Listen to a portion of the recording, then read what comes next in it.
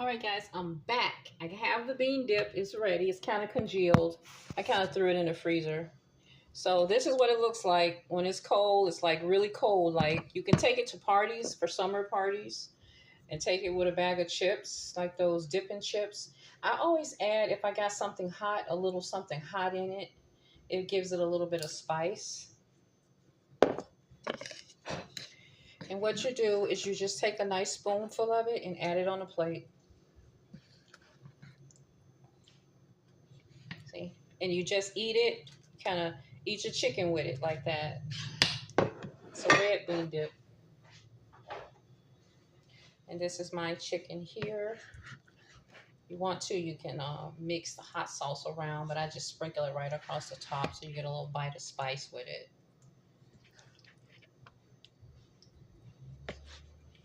And what I do, I keep it in the fridge. You can keep it in there with some crackers or some chips or something. Nice little bowl right there. Somebody can grab some chips, crackers, and eat it for a snack or something. Keep it in the fridge, cover it up with a little paper or whatnot. It's almost like when you have that little egg salad you're keeping, but now you're keeping some bean dip for somebody. And so it's served like this. And you want to just take your chicken and eat it with your chicken like that.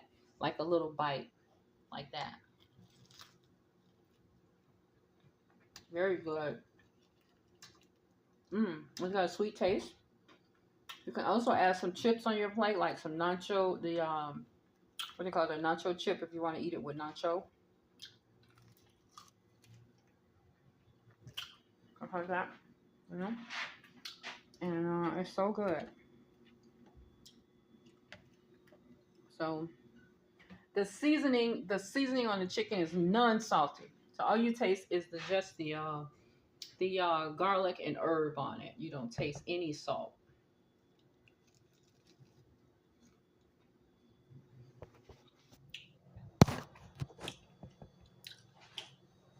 So you can add a little hot sauce on your chicken if you like, but I'm not gonna worry about all of that.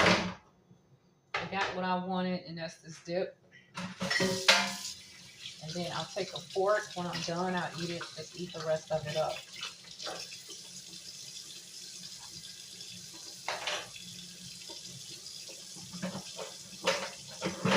I had some crackers in here, but I think we ate all of those.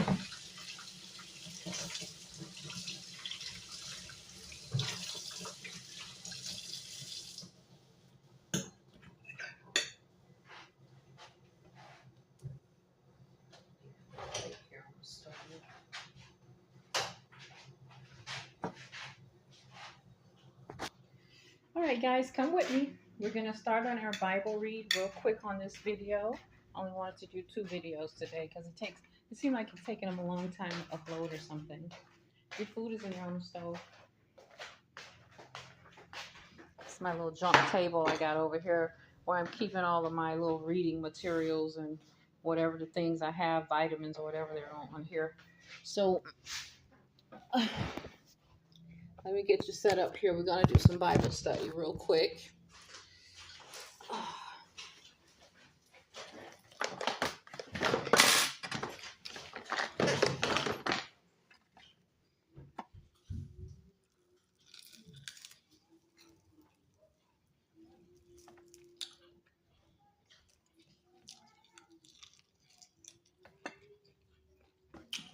What I got, I'm going to show you what I got. I use for my Bible study. Makes it real easy. I got me one of these right here. And when I'm having trouble understanding something, like I told you on the last video, I look it up. And this thesaurus, it gives me the definition of what a thing means.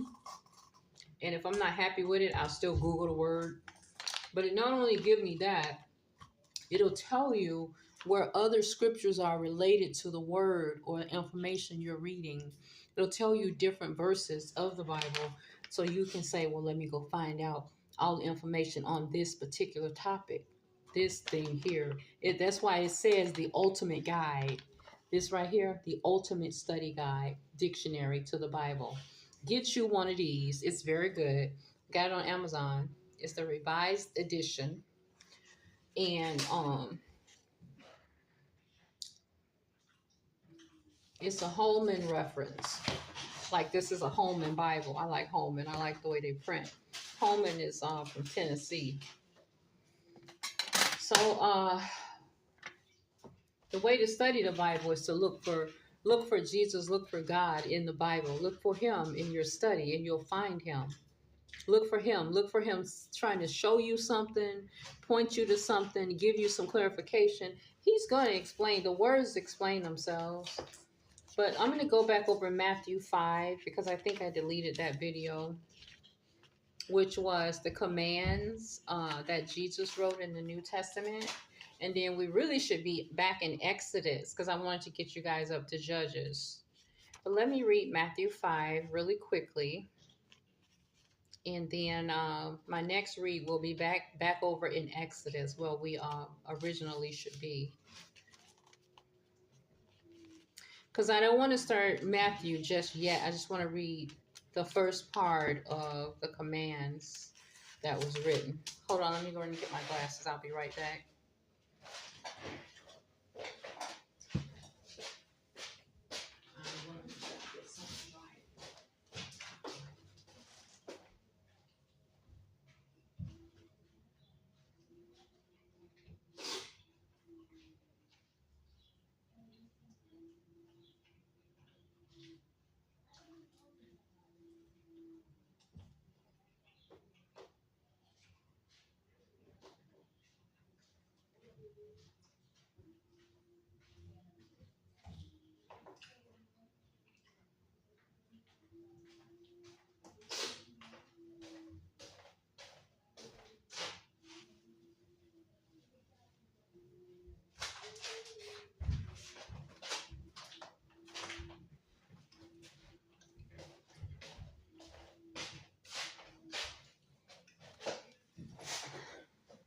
All right, sorry about that.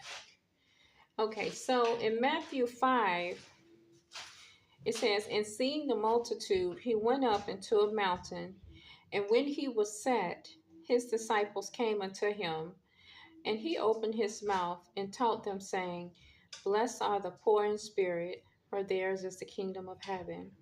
And blessed are they that mourn, for they shall be comforted." Hold on, let me look this up quick.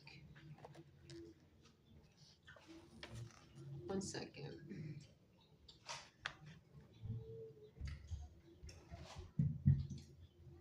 No, just as Moses went up into the mountain, Jesus went up into the mountain to reread the commands in the New Testament because time had passed.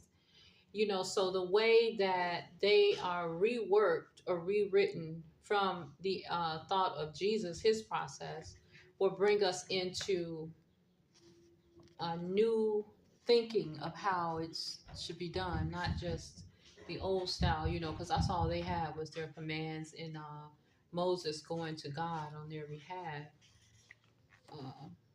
They were learning the things back then, how they should go.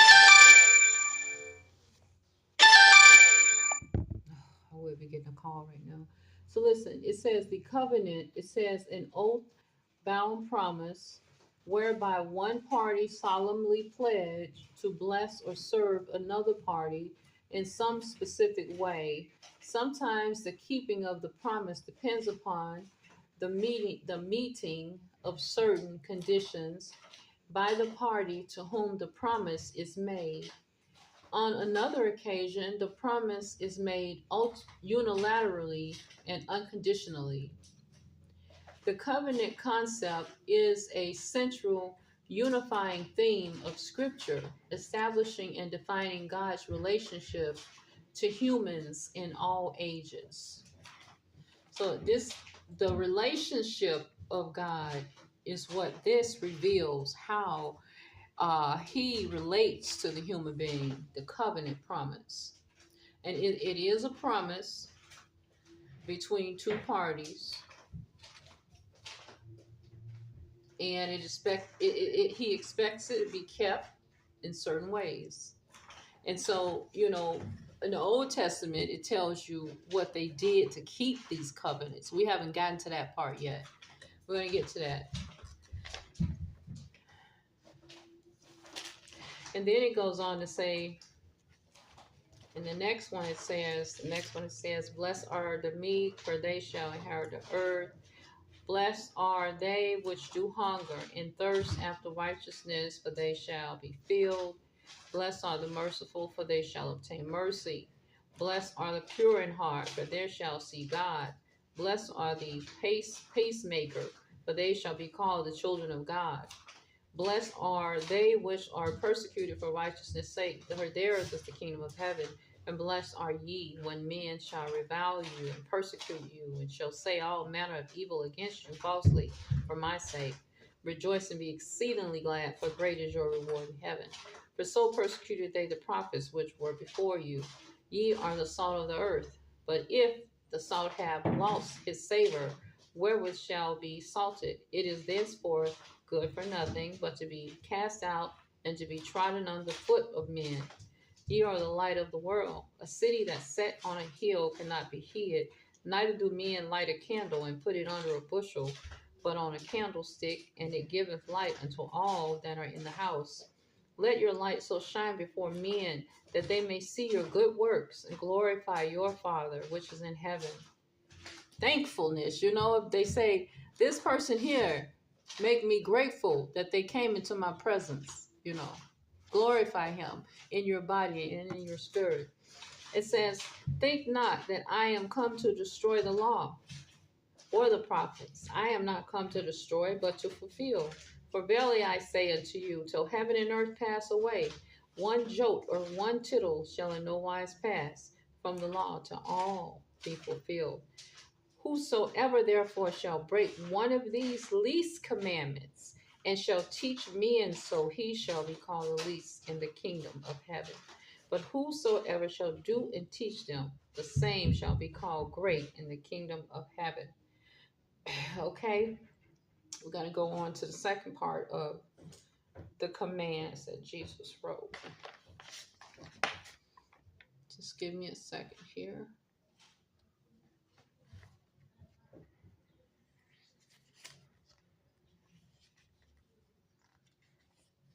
I'm going to give you an explanation about the next part, which is called the Beatitudes. I did a video yesterday about this, but you couldn't even hear it. It was so low. I said, oh my goodness. I said, why can't I hear the video? I found it to be very strange. Now it says the Beatitudes is designated because they begin with the expression blessed is. Blessed is or happy is. And this is Hebrew. And Makaros, Latin Butus. It says the most widely known and extensive collection of such blessings introduced Jesus' Sermon on the Mount, Matthew 5:3 and Luke 6:20 through 26.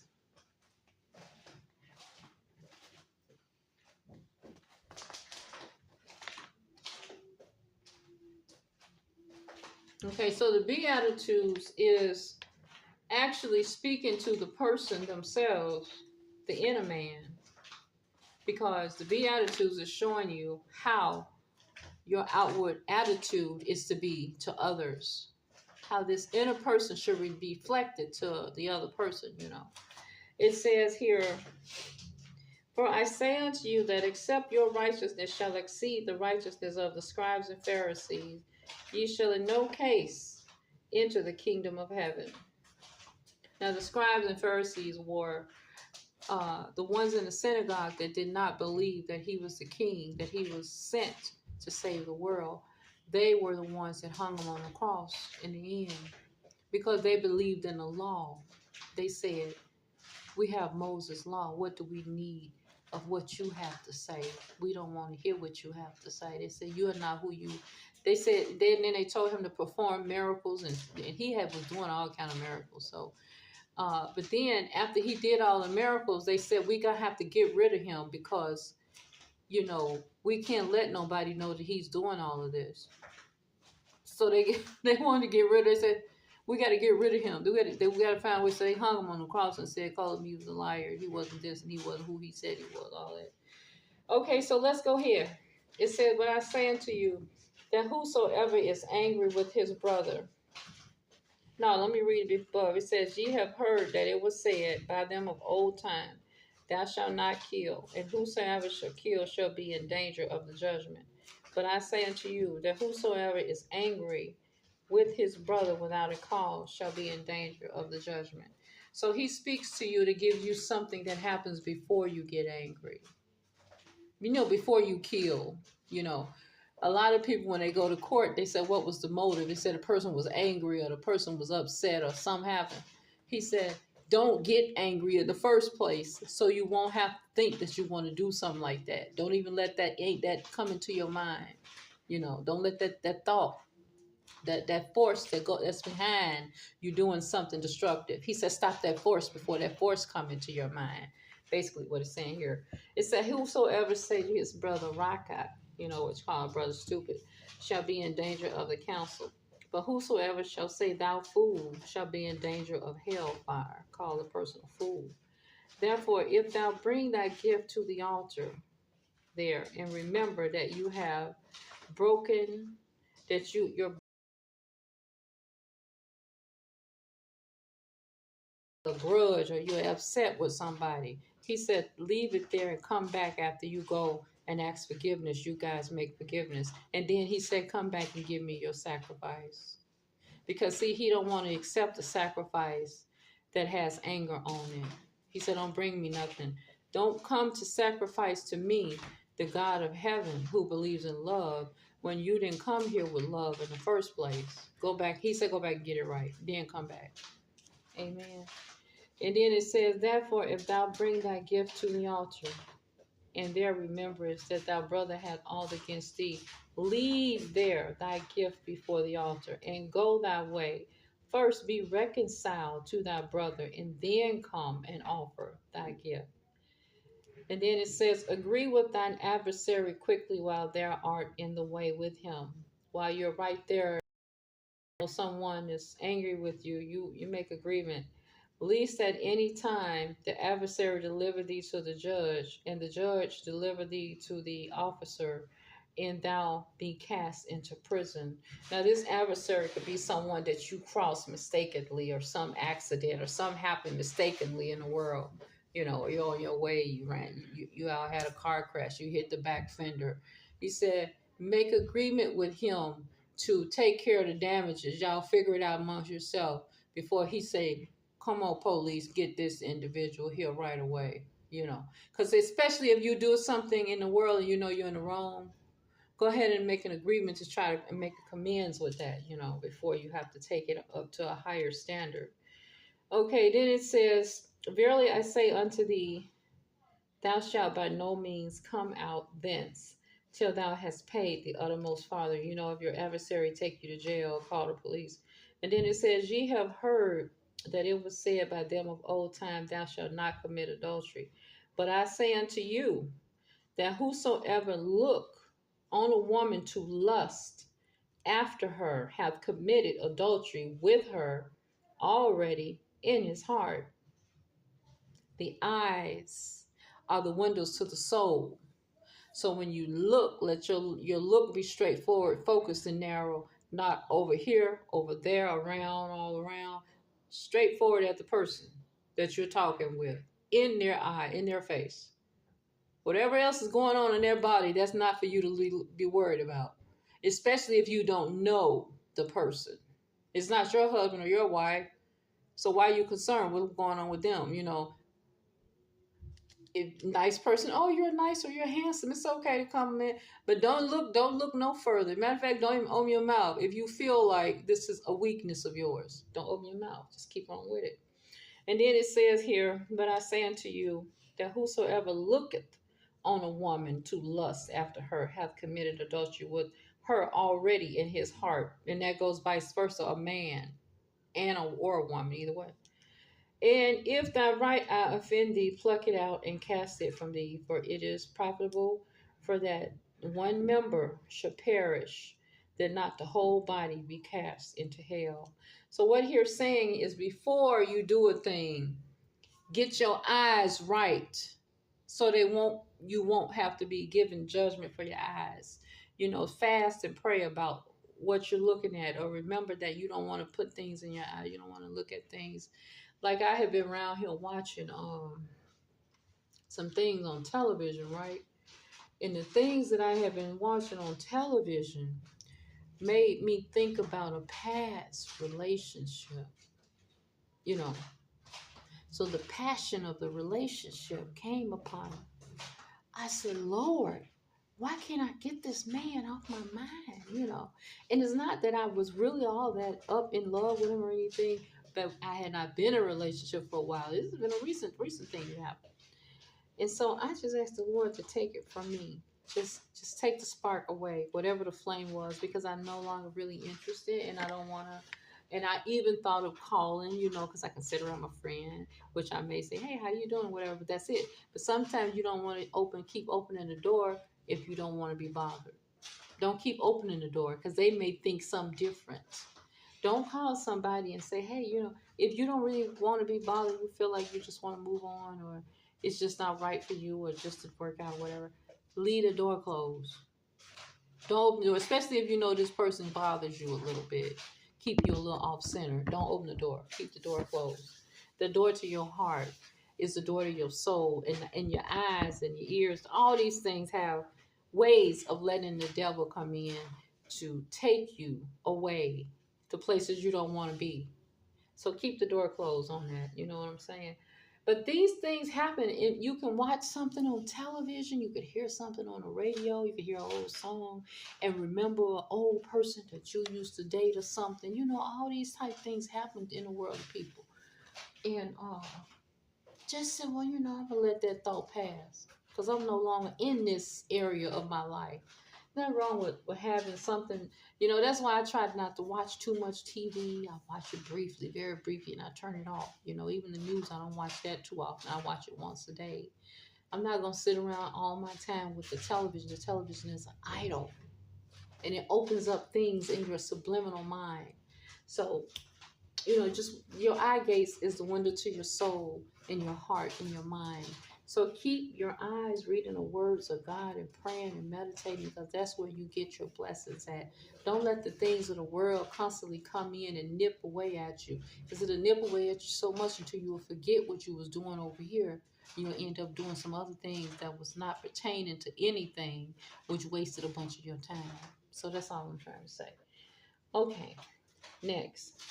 And if thy right hand offend thee, cut it off, and cast it from thee. For it is profitable for thee to remember to get rid of one member than to perish, and not the whole body should be cast into hell. Now, if your hands are bothering you, and you're doing things with your hands that you should not be doing, fast and pray about that, to get rid of that, or find other things to do in the place of it. Do something else to throw your mind off. Do other things. People do a lot of things, they dibble and dabble and doing all these very things they shouldn't be doing. If it's something that it's against God, you shouldn't be doing, find something else to do. Occupy your mind in other ways. If you have to exercise, but I'm not exercising until the end of the month. Do something. Now, let's move on. And it says, it had been said, whosoever shall put away his wife, let him give her a writing of divorcement.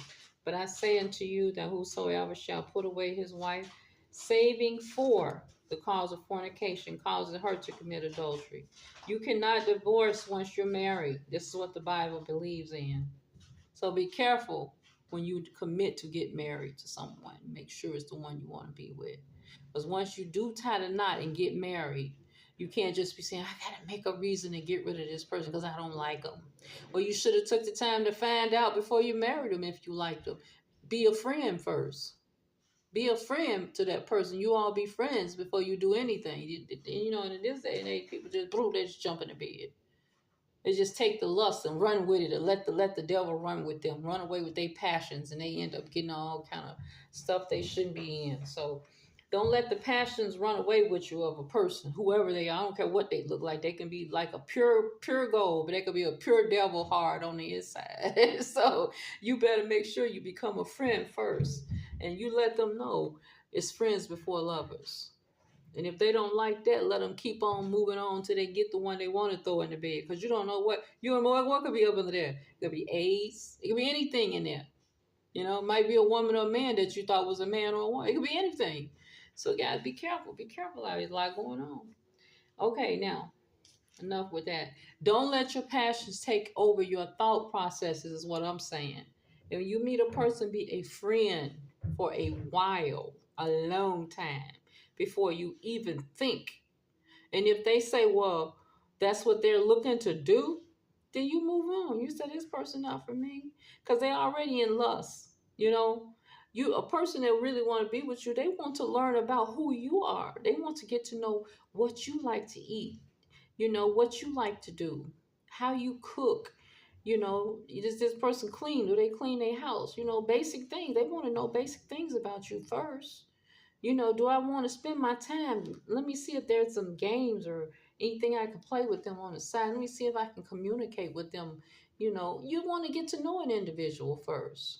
That's how it should be. Because look, when two little baby kids get together, little babies, they don't know nothing. Their mama take them over and say, we're going to have a play date. Even two little puppies. All they do is they just play around and have fun with each other. And they love and hug each other, play with each other, nip at each other. But that's it. They're not trying to do, well, I don't know what dogs do, but I know children, they just play. You just play. So just get to know the individual. That's all. In a good manner, in a loving manner. That's all. And then it says here, moving on.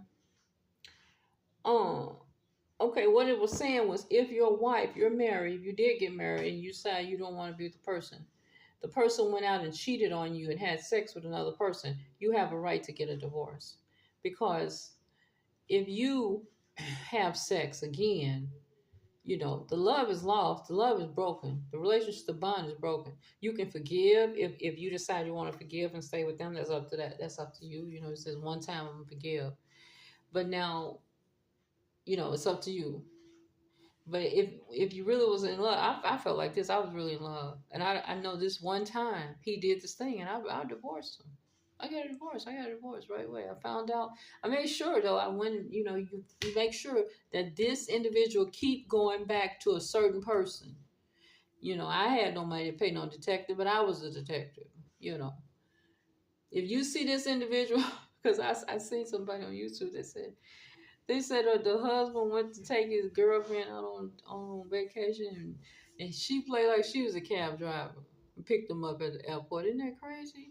She wanted to make sure what was really going on. I said, let me flip through this because I know where this is going, When you want somebody to keep going out, keep going, oh, I'm busy, I got to work late, and they keep these excuses. The wife or the husband, they're one or the other, they're going to find out. They're going to get to knowing, and they're going to track and find out, Who want to be stuck around with something like that? Because now you're saying you married me, but you went out. You're saying I'm second to this other person that's on the outside here. I'm second, but yet I got your ring on, and I'm here at your house. How that make a person feel? So anyway, I ain't come on here to talk about that because I don't want to spring nothing up in nobody. God forgive me. Now let's keep going. It says here,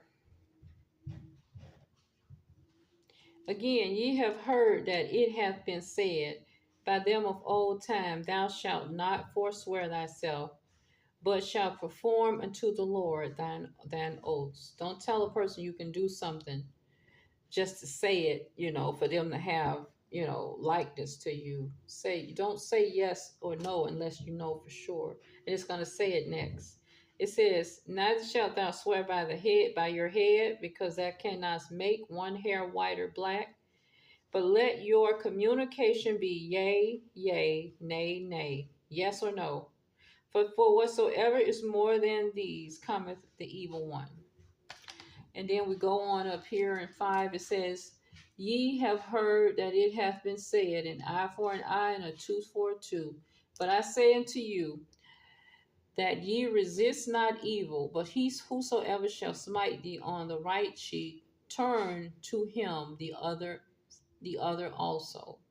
Never be tit for tat. Be a kind person no matter what. Because the Lord will come as and be the resolve for you if you're just doing what you're supposed to do. If somebody do something against you, don't say, "Oh, I'm gonna get them back." Don't commit your own revenge. Let the Lord be the revenger. You be kind, you pray about the situation and move on and find some forgiveness in your heart because you're probably angry and a little upset. So that's human, right? Whosoever shall compel thee to go a mile, go with him twain, go with him 2 miles. Okay, be therefore a friend. Give to him that asketh thee, and from him that will borrow of thee, turn not thy away, if you have it to give, right? Ye have heard that it hath been said, Thou shalt love thy neighbor and hate thy enemy. But I say unto you, love your enemies, bless them that curse you, do good to them that hate you, and pray for them which spitefully use you and persecute you, that ye may be the children of your Father, which is in heaven. For he hath his sun to rise on the evil and on the good, and sendeth rain on the just and on the unjust. For if ye love them with love you, which love you, what reward have ye? Do not even the publicans the same? Amen. He said, love those that don't love you. That love those that is hard to love. Love those, right? And if ye salute your brethren only, what do ye more than others? Do not even the publicans so? But ye therefore perfect, be ye therefore perfect, even as your Father which is in heaven is perfect. Amen. And then in 6, it goes on with a couple of more about if you're going to do your alms or give something to somebody, don't do it to be patted on the back out in public. Do it in quiet. And so these are the commands and the beatitudes. And then we're going to get back over into Exodus when I come back on here next time. Thank you so much for joining me. I hope that you would like, follow, and subscribe. I'm growing a community that believe in the Lord and also that want to have great health and feel better in their bodies. And thank you so much, guys, for watching my cooking, things I put on here. I come up with my own recipes. If I cook somebody else's recipe, I will say, this is a recipe that I found, whatever. But I've been cooking my own so far. So anyway, thank you guys. Have a great day. And I love you with the love of the Lord. Have a great day. All right. Bye-bye.